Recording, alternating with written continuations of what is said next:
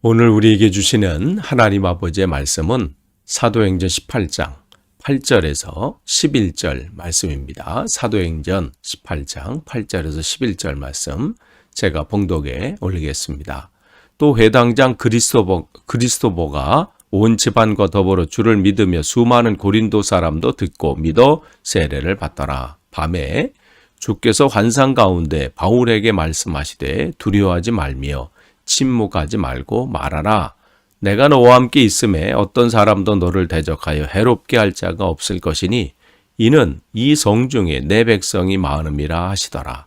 1년 6개월을 머물며 그들 가운데서 하나님의 말씀을 가르치니라. 아멘. 다시 한번 오늘 화요일 새벽 기도에 참석하신 여러분들을 주님의 이름으로 환영하고 축복합니다. 우리가 계속해서 이 아침에 사도행전 말씀을 나누고 있어요. 오늘은 이제 18장 8절에서 11절 말씀 함께 나누도록 하겠습니다. 여러분 지도를 보시면 지금 바울이 지금 2차 전도 여행을 하고 있는 가운데 있지요. 그래서 빌립보에서 또 데살로니가 또 베레아에서 계속해서 가는 곳마다 핍박이 있었지요. 그렇지만 복음을 전할 때마다 주께 돌아오는 이들이 있게 됐지요. 그리고 베레아에서 또 아테네로, 또 아테네에서 지금은 고린도로 온 상태입니다.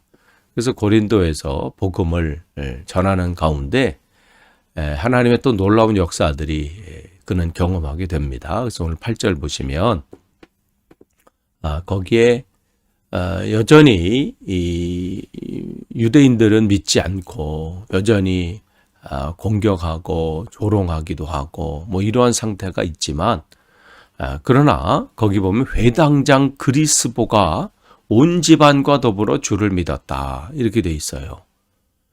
그러니까 이 어떠한 상태에서도 대부분의 고린도 사람들은 적대적인 그러한 상황이 되고 또 적대적으로 바울이 복음을 전도하는 것에 대해서 조롱하고 공격하고 방해하고 뭐 이러한 일들이 있지만 그러한 가운데 또 그와 대조되게 이 그리스보는 정말 그 말씀 앞에 사로잡혀서 자신뿐만 아니라 온 가족이 예수를 그리스도로 믿기로 결심을 한 거죠.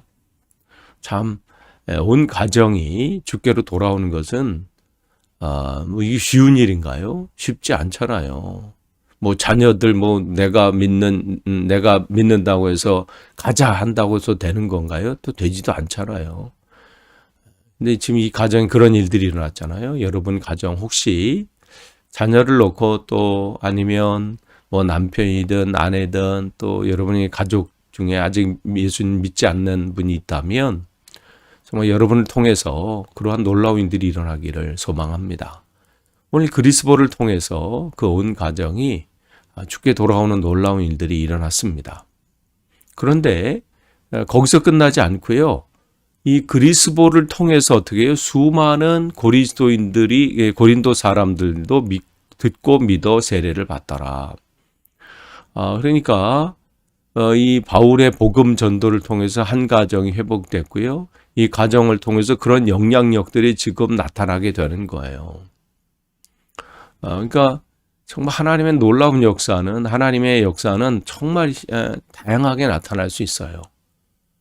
때로는 뭐 내가 복음을 전하는데 막히는 것들이 있고 뭐 열매들이 별로 없는 것 같지만 그 연결된 그 전도된 그 한 사람을 통해서 또 놀라운 또 하나님의 이 나라가 확장되는 일들을 보게 되는데 여기 보니까 고린도 사람들이 뭐라고 했어요? 듣고라고 했어요. 듣고.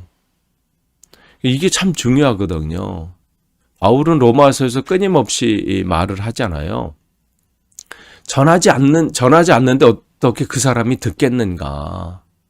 그러니까 전하는 자의 발걸음이 얼마나 아름다운지를 그는 얘기하고 있습니다. 그러니까 들어야 그들이 전하는 자가 있기 때문에 이 듣는 자가 생기는 거거든요. 여러분을 통해서 하나님은 오늘도 이 복음의 씨앗을 전하길 원하고 또 뿌리시길 원하시거든요. 지금 이 그리스도를 통해서 또 바울을 통해서 복음의 씨앗들이 전달되고 뿌려지고 그럴 때 어떻게 해요? 그것을 듣는 자들이 생기니까 믿음은 어떻게 해서요? 들음에서 생기거든요. 그러니까 복음을 전하는 자가 있고 그것을 듣는 자가 있을 때 어떻게 해요? 믿게 되는 거예요. 그래서 세례라고 하는 것은 주께 내가 주님의 자녀로 결단하고 그 길을 걷는 거잖아요. 그러한 결과까지, 그러한 열매까지 지금 맺어집니다. 고린도전서에 의하면 이 그리스도가 바울에 의해서 세례를 받았다. 이렇게 바울이 얘기를 하고 있지요. 어쨌든 이러한 지금 이 결과물들이 지금 고린도에서 나타나기 시작을 했어요. 그러나 여전히 고린도 사람들의 이 마음, 특별히 이제 고린도 교회 이제 유대인들의 그 마음은 강팍하고 또 바울이 복음을 전하고 일들을 진행하는데 굉장히 공격적이고 또 조롱하고 회방하는 일들이 일어났습니다. 거기서 더 그것이 심각해질 수밖에 없었던 건 뭐냐면 지금 회당장이 지금 주께로 지금 회심한 거고 개종한 거잖아요. 이러한 일들이 일어나니까 이제 더 핍박하고 더 이들이 이 선동하고 막 이렇게 일어나는 일들이 일어나게 되지요. 그러니까 9절에 어떻게 했냐면 밤에 주께서 환상 가운데 바울에게 말씀하시되 두려워하지 말며 침묵하지 말고 말하라. 두려워하지 말라고 환상 가운데 바울에게 나타나셔서 말씀하실 정도면 바울이 지금 여기서 복음을 전하고 전도하면서 얼마나 많은 공격들이 있는지를 짐작할 수 있는 대목이에요. 그런 것에 지금 바울은 너무 이 핍박이 심하고 공격이 심하고 뭐 이러니까 두려운 마음까지 생기는 거죠. 여기서 떠나야 되나? 빌립보에서 공격이 있었고 또 이 데살로니가에서도 공격이 있었고 뭐 가는 곳마다 베레아에서도 마찬가지고 막 그렇게 공격이 있을 때 그는 그 가운데 피하기도 하고 또 자리를 거기를 떠나기도 하고 뭐 이랬잖아요. 여기서도 그 마음이 드는 거예요. 아, 이제는 그만해야 되나? 그때처럼 이제 자리를 뜨고 이제 여기서는 이제 그만두고 가야 되나? 뭐 이런 생각들이 왜 없겠어요? 우리들도 마찬가지잖아요. 뭐 이 영국 땅에서 살면서 때로는 또 어떤 일들을 감당할 때, 아, 내가 이걸 그만둬야 되나? 뭐 이런 생각이 있을 수 있지요. 그런데 이 바울은 민감한 사람인 거예요. 자기의 감정대로 또 뭐 자기의 지금 기분대로 그렇게 해서 뭘 하고 뭐 결정하고 아니면 포기하고 뭘 선택하고 분별한 것이 아니라 어떻게 해요? 늘 하나님의 마음으로 하나님의 뜻을 구하고 그게 영적으로 민감한 거잖아요. 근데 지금은 하나님께서 그런 마음이 그에게 막 일어나게 불안하고 두려움이 있어요. 그럴 때 하나님께서 그에게 두려워하지 말라. 그러면서 어떻게 해요? 침묵하지 말고 말하라. 말을 그만두고 싶을 때가 있지요. 두려우니까. 또 이걸 해서 저 사람이 뭐 여전히 뭐 반기고 뭐 좋아하고 뭐 이면 좋은데 복음을 전해도 여전히 그쪽이 냉담할 정도면 뭐 괜찮은데 오히려 조롱하고 공격하고 핍박이 올 때 입을 닫고 싶은 마음이 있고 그런 상황들이 펼쳐지잖아요. 그런데 하나님께서는 내가 이러한 가운데 있지만 그러에도 불구하고 두려워하지 말고 계속해서 복음을 전하라고 말씀을 하십니다. 그런 명령을 내리세요. 그러면 다음 절을 볼까요? 10절 보면 아니 바울이 그런 상황 가운데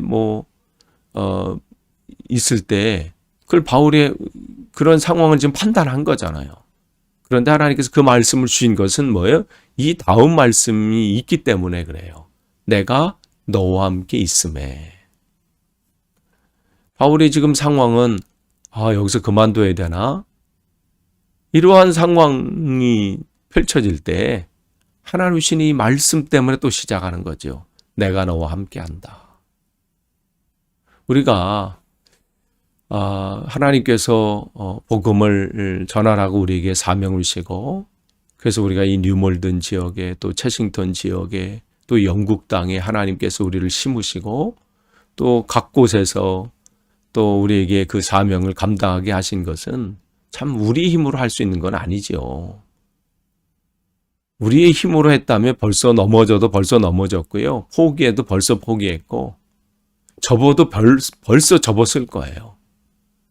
그런데 하나님께서 내가 너와 함께한다. 힘들지만 다시 한번 거기서 일어나길 원한다. 정말 여러 가지로 인해서 문제가 있고 또 공격들이 있지만 두려워하지 말고 다시 시작하자. 내가 너와 함께한다. 이 말씀 우리가 붙잡기 때문에 오늘도 나가는 것이죠. 바울에게도 그 은혜를 주는 거예요. 성경을 보면 계속해서 그런 하나님의 은혜들이 있어요. 사사기에 우리가 기드온을 보게 돼요.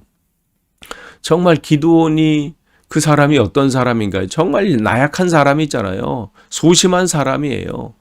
미디안 사람들의 그 공격 앞에서 그는 자기 혼자 살겠다고 혼자 그냥 밀을 포도주 틀에서 몰래 그것을 타작하는, 정말 그렇게 소심하고 자기만 아는 그러한 사람이었지요.